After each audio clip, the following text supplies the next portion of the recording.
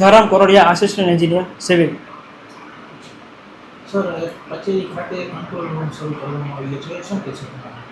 અત્રેની કચેરી ખાતે તારીખ 1/6/2025થી ફરસેની કામગીરી શરૂ કરવામાં આવી છે.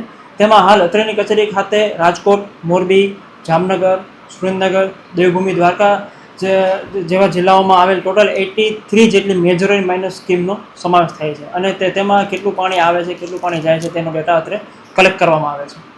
સર, આપણે ડેમની સ્થિતિની વાત કરીએ. ચોમાસું શરૂ છે અને 50% જેટલા ડેમો ભરાયા છે, શું વિગત છે?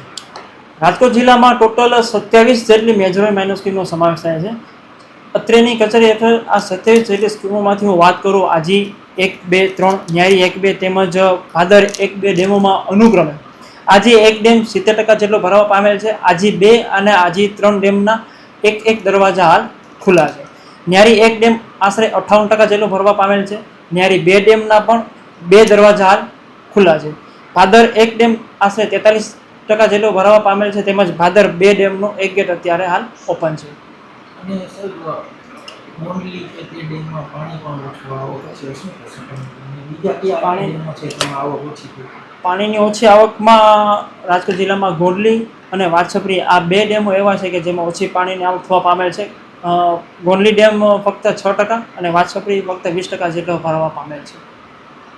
સર, જ્યારે વરસાદી વાતાવરણ નીચાણવાળા વિસ્તારને એલર્ટ કરવામાં આવે છે, શું કહેશો, શું સમજ?